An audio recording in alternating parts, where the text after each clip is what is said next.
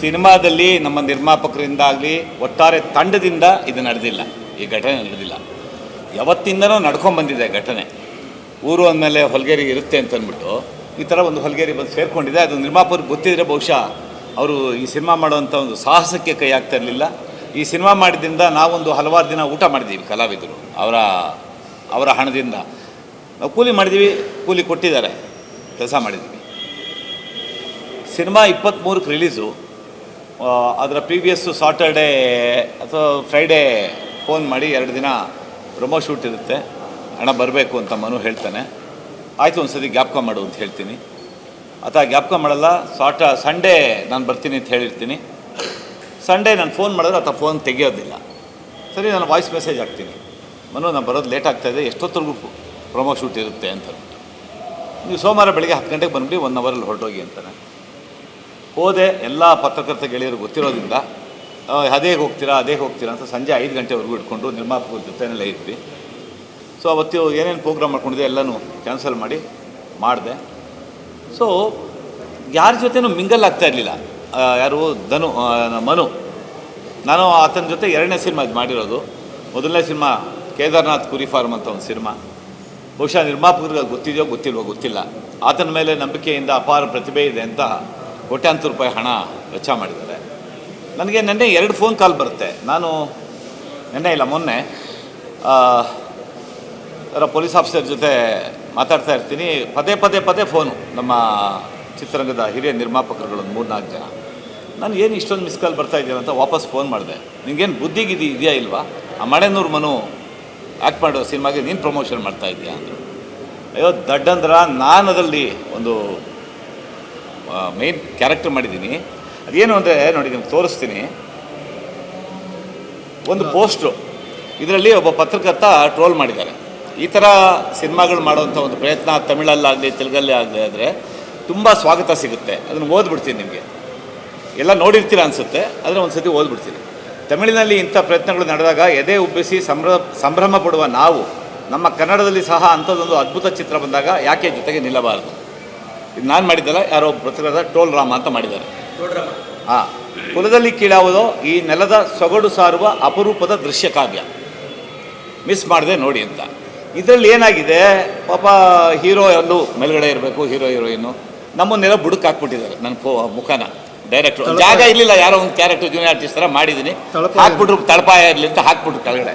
ಈ ಟೋಲೆಲ್ಲ ನನ್ನ ಮುಖ ಕಾಣಿಸ್ತಾ ಇಲ್ಲ ನೋಡಿ, ಯಾರಿಗಾರು ಕಾಣಿಸುತ್ತಾ ಅಂತ? ಎಲ್ಲೂ ಕಾಣಿಸಲ್ಲ. ನಾನು 3-4 ಜನಕ್ಕೆ ವಾಪಸ್ ಫೋನ್ ಮಾಡಿದೆ. ಬುದ್ಧಿ ಇದೆಯಾ ನಿನಗೆ? ಅವನು ಯಾವನ ಇಡಿಯಟ್ಟು ಹೊಲ್ಸ್ ಕೆಲಸ ಮಾಡಿದ್ದಾನೆ, ಅವನ ಪರವಾಗಿ ನೀನು ಟ್ರೋಲ್ ಮಾಡ್ತೀಯ ಅವನ ಪಿಕ್ಚರ್. ಆ ಪಿಕ್ಚರಲ್ಲಿ ನಾನು ಮೇಜರ್ ಕ್ಯಾರೆಕ್ಟರ್ ಆ್ಯಕ್ಟ್ ಮಾಡಿದ್ದೇನೆ, ನೀನು ಫಸ್ಟ್ ನೋಡ್ರೆ, ನೀವು ಝೂಮ್ ಮಾಡಿ ನೋಡ್ರೆ ಅವ್ರು ಯಾಕೆ ಹಿಂಗೆ ಮಾತಾಡ್ತಾ ಇದ್ದಾರೆ ಅಂತ ಅಂದ್ಬಿಟ್ಟು ವಾಯ್ಸ್ ಮೆಸೇಜ್ ಹಾಕಿದ್ದಾರೆ. ನಾಯಿ ಚಂದ್ರು ಅವರು ವಾಯ್ಸ್ ಮೆಸೇಜ್ ಹಾಕಿದ್ದಾರೆ ಯಾವುದೋ ಒಂದು ಗ್ರೂಪಲ್ಲಿ. ನಿನಗೆ ಬುದ್ಧಿಗಿದ್ದಿದೆಯಾ, ಇಂಥ ಪಿಕ್ಚರ್ ನೀನು ಇದು ಮಾಡ್ತಾ ಇದೆಯಾ ಅಂತಂದ್ಬಿಟ್ಟು. ನನಗೆ ಅದನ್ನು ವಾಯ್ಸ್ ಮೆಸೇಜ್ ಕೇಳಿಸ್ಕೊಂಡಿಲ್ಲ. ಆಮೇಲೆ ಫೋನ್ ಮಾಡಿದೆ, ಅಯ್ಯೋ ಸಾರಿ ಸುವರ್ಣ, ನಾನು ವಾಯ್ಸ್ ಮೆಸೇಜ್ ಹಾಕ್ಬಿಟ್ಟೆ ನಿನಗೆ ಬೈದ್ಬಿಟ್ಟು ಅಂತಂದ್ಬಿಟ್ಟು ಆತ ರಿಪ್ಲೈ ಕೊಟ್ಟ. ಸೊ ಈ ಥರ ಒಂದು ಘಟನೆಗಳಾಗುತ್ತೆ. ಯಾಕೆಂದರೆ ನನ್ನ ಗೆಳೆಯರೇ ಈ ಥರ ಒಂದು ಸಿನಿಮಾಗೆ ನಾನು ಪಬ್ಲಿಸಿಟಿ ಮಾಡ್ತಾ ಇದ್ದೇನೆ, ಯಾಕೆ ಮಾಡ್ತೀಯ ಅಂತ ಬೈದಿರಬೇಕಾದ್ರೆ ಸಹಜ. ಯಾಕೆಂದರೆ ಆತ ಶಿವಣ್ಣ ಅವ್ರ ಬಗ್ಗೆ ಆಗಲಿ, ದರ್ಶನ್ ಅವ್ರ ಬಗ್ಗೆ ಆಗಲಿ, ಧ್ರುವ ಸರ್ಜಾ ಬಗ್ಗೆ ಆಗಲಿ ಮಾತಾಡಿರೋದು ನಾನೆಲ್ಲೂ ಕೇಳಿಸ್ಕೊಂಡಿಲ್ಲ. ಸುಮಾರು ಜನ ಹೇಳಿದ್ರು, ಅವ್ರ ಬಗ್ಗೆ ಎಲ್ಲ ಬೈದಾರೆ, ಅಂಥ ಸಿನಿಮಾ ನೀವು ಪ್ರಮೋಟ್ ಮಾಡ್ತಾ ಇದೀಯಾ, ಏನು ಅಂದ್ಕೊಳ್ತಾರೆ ಅವ್ರ ಸಿನಿಮಾದಲ್ಲೆಲ್ಲ ನೀನು ಪರ್ಮನೆಂಟಾಗಿ ಆ್ಯಕ್ಟ್ ಮಾಡ್ತಾ ಇರ್ತೀಯಾ ಅಂತ ಅಂದ್ಬಿಟ್ಟು ನನ್ನ ಬೈದರು. ಯಾರು? ಸಹ ನಿರ್ಮಾಪಕರು, ನನ್ನ ನಿರ್ಮಾಪಕರು. ನಾನು ಅವ್ರಿಗೆ ಹೇಳಿದೆ, ನಾನು ನಿಜವಾಗ್ಲೂ ಅದು ಯಾವುದೂ ಕೇಳಿಸ್ಕೊಂಡಿಲ್ಲ ಅಂದರು. ರಾತ್ರಿ ರಾಮ್ ಫೋನ್ ಮಾಡಿದ್ರು, ಈ ಥರ ಪ್ರೆಸ್ ಮೀಟ್ ಇರುತ್ತೆ ಅಂತ. ಮೊದಲು ನಾನು ತಡವಾಗಿ ಬಂದಿದ್ದಕ್ಕೆ ಮೊದಲೇ ಕ್ಷಮೆ ಕೇಳಬೇಕಾಯಿತು. ಒಂದು ಅರ್ಧ ಗಂಟೆ ಲೇಟಾಗಿ ಬಂದಿದ್ದೀನಿ, ನಿಮ್ಮೆಲ್ಲರಿಗೂ ಸಾರಿ ಕೇಳ್ತೀನಿ, ಬಿಕಾಸ್ ಆಫ್ ಟ್ರಾಫಿಕ್ಕು ಭಾಳ ದೂರದಿಂದ ಬಂದೆ ನಾನು. ಸೊ ಇದು ನಡೆದಿದ್ದು. ಇಡೀ ದಿನ ನಾನು ಪ್ರೊಮೋ ಶೂಟ್ನಲ್ಲಿದ್ದಾಗಲೂ ಮನು ಬಹಳ ನಿಗೂಢವಾಗಿರ್ತಿದ್ದ. ಊಟ ಮಾಡಿದ್ರ ಅಂತ ಒಂದು ಮಾತು ಕೇಳಿಲ್ಲ, ಬನ್ನಿ ಅಣ್ಣ ಕೂತ್ಕೊಳ್ಳಿ ಅಂತ ಹೇಳಿಲ್ಲ. ಎಷ್ಟೋ ಪ್ರೊಮೋ ಶೂಟ್ನಲ್ಲಿ ನಾನು, ಮೌನ ಮತ್ತು ಮನು ಕೂತ್ಕೊಂಡು ಮಾತಾಡಿದ್ದೀವಿ. ಎಷ್ಟು ಅಂದರೆ ಎಷ್ಟು, ಅದು ಶೂಟ್ ಆಗಿದ ತಕ್ಷಣ ಎದ್ದು ಹೋಗ್ಬಿಡ್ತಿದ್ದ. ಏನಾಗಿದೆ ಆರ್ಟಿಸ್ಟ್ ಬಂದಿದ್ದೀನಿ, ಒಂದು ಮಾತಾಡಿಸೋ ಒಂದು ಸೌಜನ್ಯ ಇಲ್ಲ ಅವನಿಗೆ ಅಂತ ಅಂದ್ಕೊಳ್ತಿದ್ದೆ. ಹಿಂದಿನ ದಿನ ನೀವೆಲ್ಲ ನೋಡ್ದಂಗೆ ಯಾರೋ ನಂಗೆ ಫೋನ್ ಮಾಡಿದ್ರು.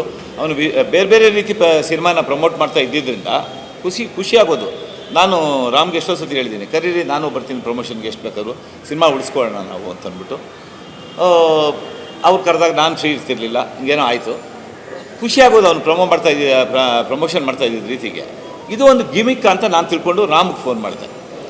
ಅಣ್ಣ ನೀವು ನಾವು ದೇವಸ್ಥಾನಕ್ಕೆ ಹೋಗಿ ಬರ್ತಾ ಇದ್ದೀವಿ, ನಿರ್ಮಾಪಕರ ಜೊತೆಗಿದ್ದು ದೇವಸ್ಥಾನಕ್ಕೆ ಹೋಗಿ ಬರ್ತಾ ಇದ್ದೀವಿ, ನಮಗೇನು ಗೊತ್ತಿಲ್ಲ ಅಣ್ಣ. ಈಗ ನಿರ್ಮಾಪಕರು ಹೇಳಿದ್ರು ಏನೋ ಅಲ್ಪ ಸ್ವಲ್ಪ ವಿಷಯ ಗೊತ್ತಿತ್ತು, ಅದನ್ನು ಸಾಲ್ವ್ ಮಾಡೋಕ್ಕೆ ಪ್ರಯತ್ನ ಪಟ್ಟಿದ್ರು, ಅದಾಗಲಿಲ್ಲ ಅಂತ. ಬಟ್ಟು ಈ ಥರ ಘಟನೆಯಿಂದ ಒಬ್ಬ ವ್ಯಕ್ತಿಯಿಂದ ಒಬ್ಬ ನಿರ್ಮಾಪಕನನ್ನು ಬೀದಿಗೆ ತಂದು ನಿಲ್ಲಿಸೋದು ಅಷ್ಟು ಸರಿ ಇಲ್ಲ ಅಂತ ನಾನು ಈ 3 ಜನ ಖ್ಯಾತ ನಾಯಕ ನಟರ ಅಭಿಮಾನಿಗಳಲ್ಲಿ ಕೈ ಮುಗಿದು ಕೇಳ್ಕೊಳ್ತೀನಿ. ಒಂದು ಒಳ್ಳೆಯ ಸಿನಿಮಾ ಮಾಡಿದ್ವಿ, ಹಲವಾರು ಜೀವಗಳು ಅದಕ್ಕೆ ಶ್ರಮ ಪಟ್ಟಿದ್ದಾರೆ. ಆ ಶ್ರಮ ವ್ಯರ್ಥ ಆಗ್ಬೋದು. ಬನ್ನಿ ಚಿತ್ರಮಂದಿರಕ್ಕೆ ಬಂದು ಎಲ್ಲ ಅಭಿಮಾನಿಗಳಲ್ಲಿ ನನ್ನ ಕಳಕಳಿ ವಿನಂತಿ. ಒಂದು ಒಳ್ಳೆಯ ಸಿನಿಮಾ, ಅಣ್ಣ ಅವರು ಆ್ಯಕ್ಟ್ ಮಾಡಿದಂಥ ಒಂದು ಸತ್ಯಹರಿಶ್ಚಂದ್ರ ಸಿನಿಮಾದ ಒಂದು ಹಾಡಿನ ಒಂದು ಟೈಟ್ಲ್ ಇಟ್ಕೊಂಡು ಕುಲದಲ್ಲಿ ಕೇಳಿ ಯಾವುದೋ ಮಾಡಿದ್ವಿ. ಒಂದು ಒಳ್ಳೆಯ ಸಿನಿಮಾ. ಅದೇನಿದ್ರು ಕೋರ್ಟು ಕೇಸು ಆತ ನೋಡ್ಕೊಳ್ತಾರೆ, ಅದು ಸಿನಿಮಾ ಮೇಲೆ ಯಾವುದೇ ರೀತಿ ಪರಿಣಾಮ ಆಗಬಾರ್ದು. ಯಾಕೆಂದರೆ ಒಬ್ಬ ನಿರ್ಮಾಪಕ ಉಳಿದ್ರೆ, ನಾನು ಮೊದಲಿಂದನೂ ಎಲ್ಲೋದ್ರೂ ಹೇಳ್ತಾ ಇರ್ತೀನಿ, ನಿರ್ಮಾಪಕ ಇಂಪಾರ್ಟೆಂಟು. ಆತ ಉಳಿದ್ರೆ ಒಂದು 100 ಕುಟುಂಬ ಅನ್ನ ಊಟ ಮಾಡುತ್ತೆ, 100 ಕುಟುಂಬ ಉಳಿಯುತ್ತೆ ಅಂತ ಮತ್ತೊಮ್ಮೆ ಕಳಕಳಿಯಿಂದ ನಾನು ಶಿವಣ್ಣ ಇರ್ಬೋದು, ದರ್ಶನ್ ಇರ್ಬೋದು, ಧ್ರುವ ಸರ್ಜಾ ಇರ್ಬೋದು, ನಾನು 3 ಜನಗಳಿಗೆ ನಾನು ಭಾಳ ಆತ್ಮೀಯ. ನಾನು ಎಲ್ಲರ ಸಿನಿಮಾಗಳಲ್ಲೂ ಆ್ಯಕ್ಟ್ ಮಾಡಿದ್ದೀನಿ. ಸೊ ಅವ್ರಿಗೆ ನಾನು ಈ ಮೂಲಕ ಕೇಳ್ಕೊಳ್ಳೋದಿಷ್ಟೇ, ಈ ಸಿನಿಮಾ ಮೇಲೆ ನಿಮ್ಮ ಅಭಿಮಾನಿಗಳದ್ದು ಯಾವುದೇ ರೀತಿ ಎಫೆಕ್ಟ್ ಆಗಬಾರ್ದು. ಅದಾಗದಂಗೆ ನೀವು ನೋಡ್ಬೇಕು. ಶಿವಣ್ಣ ಆಗಲಿ, ದಚ್ಚು ಸರ್ ಆಗಲಿ, ಮತ್ತು ಧ್ರುವ ಸರ್, ಇಷ್ಟಿಂದ ನಾನು ಅನ್ನದಾತರು, ನಿರ್ಮಾಪಕರು, ನಮ್ಮ ನಿರ್ದೇಶಕರು ಎಲ್ಲ ಸವಿಸ್ತಾರವಾಗಿ ನಿಮಗೆ ಹೇಳಿದ್ದಾರೆ. ನಿಮಗೆಲ್ಲ ಗೊತ್ತಿದೆ. ಒಳ್ಳೆಯ ಚಿತ್ರ, ಒಳ್ಳೆಯ ಕತೆ ಮತ್ತು ಈಗಿನ ಒಂದು ಜನ್ರೇಷನ್ಗೆ ತಕ್ಕಂತೆ ಒಳ್ಳೆಯ ಚಿತ್ರ ಮಾಡಿದ್ದಾರೆ. ಅದು ಎಲ್ಲೋ ಒಂಚೂರು ಅಪಸ್ವರ ಅಂತಂದರೆ ಅದೇ ನಮ್ಮ ನಾಯಕ ನಟ ಬೀಚೂರು ಒಂದು ಮಾತು ಹೇಳ್ತಾರೆ, ಕೀರ್ತಿ ಗಳಿಸೋದಕ್ಕೆ ತುಂಬ ಕಷ್ಟ ಆಗತ್ತೆ. ಅದು ಅಕಸ್ಮಾತ್ ಬಂದ್ಬಿಟ್ಟ ಮೇಲೆ ಅದ್ರ ಉಳಿಸ್ಕೊಳ್ಳೋದು ಭಾರಿ ಕಷ್ಟ.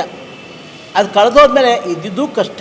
ಆಮೇಲೆ ಈ ಕೀರ್ತಿ ಬರೋ ಟೈಮ್ ಅಂದರೆ ಒಳ್ಳೆಯ ಹೆಸರು ಬರೋ ಟೈಮ್ನಲ್ಲಿ ಈ ನಾಯಕ ನಟನಿಂದ ಅವ್ರಿಗೊಬ್ಬರಿಗೆ ತೊಂದರೆ ಆಗಲಿಲ್ಲ.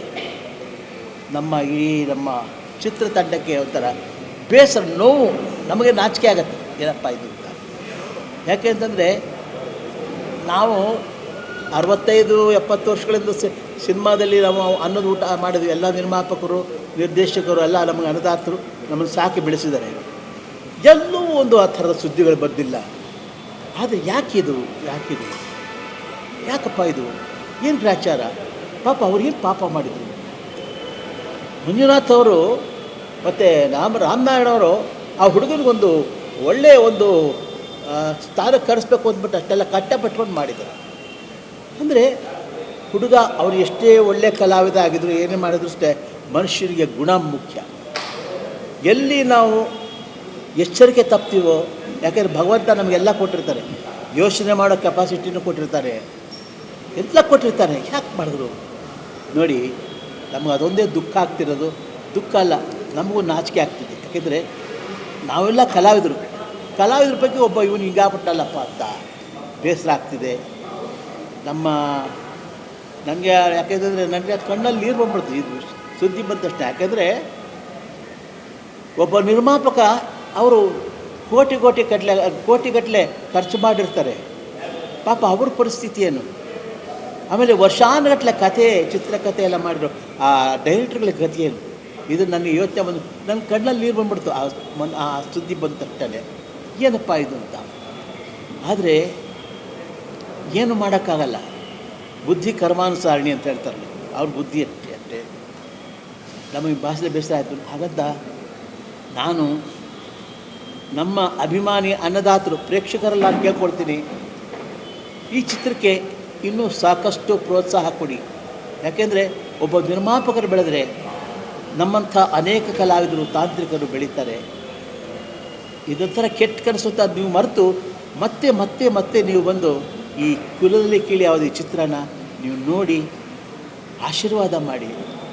ನೀವೆಲ್ಲ ಆಶೀರ್ವಾದ ಮಾಡಿದ್ರೆ ನಮಗೊಂದು ಭಾಗ್ಯ ಅಂತ ತಿಳ್ಕೊಳ್ತೀನಿ. ಆದರೂ ಸಹಿತ ಜನ ಬರ್ತಿದ್ದಾರಂತೆ. ಆದರೆ ಸಾಲದು. ಈ ವಿಚಾರ ಕಳೆದ್ಮೇಲೆ ಸ್ವಲ್ಪ ಜನಗಳು ಸಿನಿಮಾ ನೋಡೋಕ್ಕೆ ಹಿಂದೇಟು ಹಾಕ್ತಿದ್ದಾರೆ. ಹೇಳಿ, ಬನ್ನಿ ಅವರಲ್ಲ. ಯಾಕೆಂದರೆ ಒಂದು ನಿರ್ಮಾಪಕರ ದೃಷ್ಟಿಯಿಂದ ಒಂದು ಒಳ್ಳೆಯ ಸದಭಿರುಚಿಯ ಚಿತ್ರ ಮಾಡಿದರೆ ಅವ್ರ ಬಗ್ಗೆ ಆ ಚಿತ್ರ ನೋಡಿ ಅಭಿಮಾನಿಗಳು, ಅನ್ನದಾತರು ಇವೆಲ್ಲ ಬಂದು ಆಶೀರ್ವಾದ ಮಾಡಿದ್ರೆ ನಮ್ಮ ಒಬ್ಬ ನಿರ್ಮಾಪಕರು ಚೆನ್ನಾಗಿದ್ದರೆ ನಮ್ಮಂಥ ಕಲಾವಿದರೆಲ್ಲ ಚೆನ್ನಾಗಿರ್ತಾರೆ. ಎಲ್ರಿಗೂ ನಮಸ್ಕಾರ. ಕುಲದಲ್ಲಿ ಕೀಳೆಯೋದು ಈಗ ಚಿತ್ರಮಂದಿರದಲ್ಲಿದೆ, ರನ್ನಿಂಗ್ ಸಕ್ಸಸ್ಫುಲಿ ಹೋಗ್ತಾ ಇದೆ ಸಿನಿಮಾ. ಅಂದ್ಕೊಂಡಂಗೆ ಸಿನಿಮಾ ಕಲೆಕ್ಷನ್ ತುಂಬ ಚೆನ್ನಾಗಿದೆ. ಸ್ಟಾರ್ಟಿಂಗ್ ನಾವು ಫಸ್ಟ್ ವೀಕು 102 ಥಿಯೇಟರ್ಸಲ್ಲಿ ರಿಲೀಸ್ ಮಾಡಿದ್ವಿ. ಈ ವಾರ ಆಲ್ಮೋಸ್ಟ್ 55 ಥಿಯೇಟರ್ಸಲ್ಲಿ ಕ್ಯಾರಿ ಆಗ್ತಾಯಿದೆ ಸಿನಿಮಾ. ನೀವು ಬುಕ್ ಮೈ ಶೋಲ್ಲಿ ಬೇಕಾದ್ರೆ ಚೆಕ್ ಮಾಡ್ಕೋಬೋದು. ಆಲ್ಮೋಸ್ಟ್ ಬೆಂಗಳೂರಲ್ಲೇ ಸೆಕೆಂಡ್ ವೀಕಿಗೆ 21 ಕಡೆ ಇವಾಗ ರನ್ನಿಂಗಲ್ಲಿದೆ, ನಾಳೆ ಫ್ರೈಡೆಯಿಂದ. ನಿಮ್ಮೆಲ್ಲರ ಸಪೋರ್ಟ್ ಈ ಸಿನಿಮಾಗಿರಲಿ ಅಂತ ಕೇಳ್ಕೊತೀನಿ. Thank you.